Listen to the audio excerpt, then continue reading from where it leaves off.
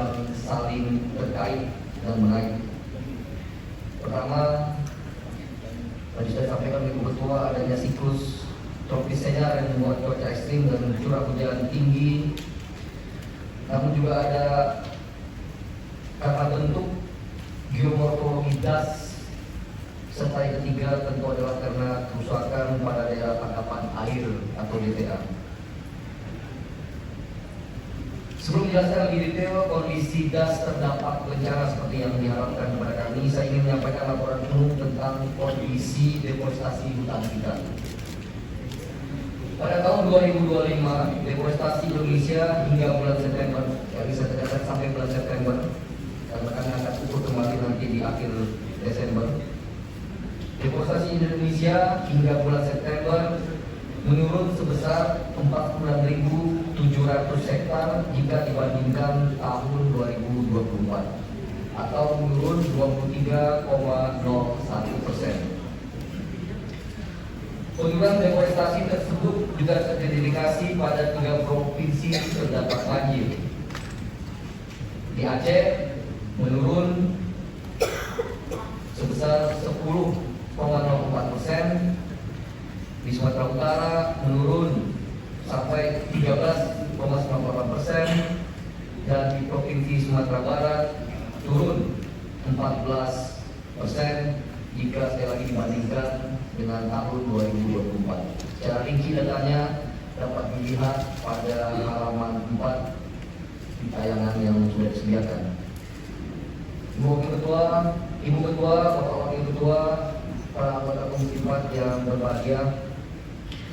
Selanjutnya kami akan menyampaikan gambaran mengenai daerah aliran sungai, das, dan perubahan tutupan lahan pada lokasi terdampak banjir di 3 provinsi tersebut. Pertama, di Provinsi Aceh. Di Provinsi Aceh, jajaran kami langsung terjun ke lapangan dan menemukan kurang lebih ada 70 titik banjir yang teridentifikasi masuk ke dalam 31 das dengan total luasan kurang lebih 3,05 juta luasan das hektar di 15 kabupaten kota, seperti masuk ke dalam 13 das dengan luas total 207.000 hektar yang terbagi ke dalam 11 kabupaten kota seperti yang dapat dilihat pada halaman 14. Dari analisa citra satelit dari kurun waktu 2019-2024 terjadi perubahan tutupan lahan dari hutan menjadi non hutan seluas 9.424 hektar, terdiri dari kawasan hutan seluas 3.427 hektar atau 36,36%, serta di luar kawasan hutan atau area penggunaan lainnya seluas 5.997 hektar atau 63,63%. Grafik dan matrik perubahan secara terperinci dapat dilihat pada halaman 15 dan halaman 16. Selain informasi tersebut dapat kami sampaikan bahwa di Provinsi Sumatera Utara terdapat lahan kritis seluas 207.000 hektar atau 14,7% dari total luasan 13 das terdampak, di mana detail nama das dan luasan lahan kritisnya dapat dilihat secara rinci pada halaman 17. Ketiga, di Provinsi Sumatera Barat. Di Sumbar hasil deteksi kami kurang lebih terdapat 56 titik banjir yang masuk ke dalam 3 das atau daerah aliran sungai dengan total luasan 13 das daerah aliran sungai dengan luasan total 39.800 hektar yang tersebar di 14 kabupaten kota seperti yang dapat dilihat pada halaman 19. Hasil analisa kami menurut citra satelit menunjukkan bahwa ada perubahan tutupan lahan dari hutan menjadi non-hutan seluas 1.821 hektar, terdiri di dalam kawasan hutan seluas 1.444 hektar atau 79,29%, dan di luar kawasan hutan seluas 377 hektar atau 20,71%. Di mana dinamika perubahan saudara-saudara kita di Aceh, Sumatera Utara, dan Sumatera Barat, serta daerah lainnya yang terkena dampak banjir dan tanah longsor. Karena itu kita ucapkan innalillahi wa inna ilaihi raji'un. Peristiwa ini juga melecut saya sebagai pimpinan dan jajaran pimpinan di Kementerian Kehutanan untuk berefleksi dan mengevaluasi secara menyeluruh terhadap penataan kelolaan hutan, forest governance, sehingga peristiwa serupa dapat dimitigasi dengan lebih baik di kemudian hari. Kami Kementerian Kehutanan sesuai dengan perintah Pak Presiden Prabowo Subianto melalui Mensesnek dan Mensekap terus menggalang bantuan terutama melalui UPT di Sumatera untuk membantu berbagi solidaritas dengan para korban terdampak. Ibu Ketua, Bapak Wakil Ketua, dan anggota Komisi 4 DPR.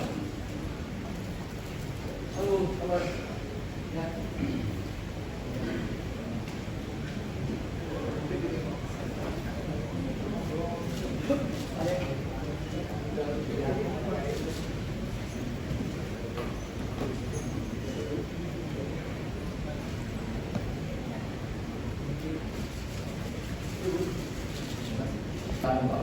Ketika itu. Selanjutnya, Kementerian Kehutanan berkomitmen untuk melakukan investigasi secara tuntas material kayu yang terbawa arus banjir. Berapa yang telah dan akan kami lakukan? Sebenarnya jam 11.30 tadi saya bertemu dengan Bapak Kapolri, namun karena Pak Kapolri ada urusan mendadak dengan tim reformasi Polri, maka pertemuan akan ditunda pada jam 5 nanti. Kita kali ini MOU antara Kementerian Kehutanan dan Polri dalam ruang lingkup sinergisitas tugas dan fungsi di bidang pembuat kehutanan, maka dibentuk tim kerjasama untuk melakukan investigasi tentang kayu asal usul kayu ilegal tersebut. Dan tentu kemarin Pak Menko Pratikno beserta Pak Menses dan Mensekap juga sudah mengusulkan agar Satgas PKA bergerak. Jadi nanti MOU kami dengan kepolisian Republik Indonesia ini akan diintegrasikan dengan PKA sekali lagi untuk segera mungkin membuktikan atau menemukan asal usul kayu tersebut. Kami berharap segera dapat menyelesaikan dan temukan ada unsur pidana, maka kami tidak lanjuti dengan proses penegakan hukum setegas-tegasnya. Dua, saat ini kami telah melakukan susur sungai melalui drone untuk memantau jalur das terdampak yang melewati material kayu tersebut. Bisa kalau jelas gambarnya, kita coba susuri di mana terjadi longsor, di mana kemungkinan kayu berasal, juga akan menjadi data pendukung awal untuk kemudian kita mencari di mana sebenarnya asal kayu tersebut. Ketiga, kami juga menggunakan alat identifikasi kayu otomatis atau AICO yang merupakan aplikasi berbasis Android sebagai alat investigasi dan pendekatan mengetahui jenis kayu, penampakan si kayu, hingga penampakan tanda-tanda bekas perlakuan manusia terhadap kayu. Sehingga ketahuan apakah ini ditebas atau didorong pakai bulldozer dan sebagainya. Kemudian data ini menjadi salah satu bagian investigasi yang akan kami tindak lanjuti bersama Polri dan Satgas PKA sekali lagi untuk membuka kepada publik sejujur-jujurnya seluas-luasnya setransparansi mungkin dari mana kayu-kayu ini berasal. Selain itu, Kementerian Kehutanan segera melakukan dua hal penting yang patut digarisbawahi. Pertama, Gakum Kehutanan sedang melakukan inventarisasi subjek hukum yang terindikasi berkontribusi terhadap terjadinya bencana banjir longsor di Aceh, Sumut, dan Sumbar. Gakum Kehutanan sementara telah menemukan indikasi pelanggaran di 12 lokasi subjek hukum, 12 perusahaan di Sumatera Utara, dan penegakan hukum terhadap 12 subjek hukum tersebut akan segera dilakukan. Gakum kami sedang ada di lapangan dan insya Allah nanti akan segera kami laporkan kepada Komisi 4 dan juga kepada publik hasil dari 12 lebih kurang 12 lokasi atau subjek hukum ini. Kedua, sesuai arahan Bapak Presiden Prabowo Subianto, sebelumnya kami sudah melakukan pencabutan 18 TBPH seluas 526.114 hektar pada tanggal 3 Februari 2025. Sebagai tindak lanjut pertimbangan kawasan hutan yang diperintahkan oleh Pak Presiden,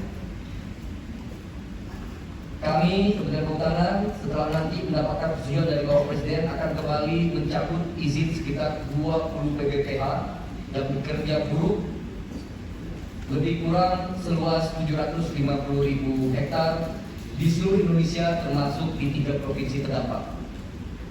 Nama perusahaannya, luasnya saya tidak bisa laporkan pada saat ini karena saya harus mendapatkan persetujuan dari Bapak Presiden Prabowo Subianto terlebih dahulu. Ketiga, dan ini bagian dari rekomendasi yang saya bacakan saat sekarang ini, bahwa kami akan melakukan rasionalisasi PPPH dan melakukan moratorium izin baru pemanfaatan hutan tanaman dan hutan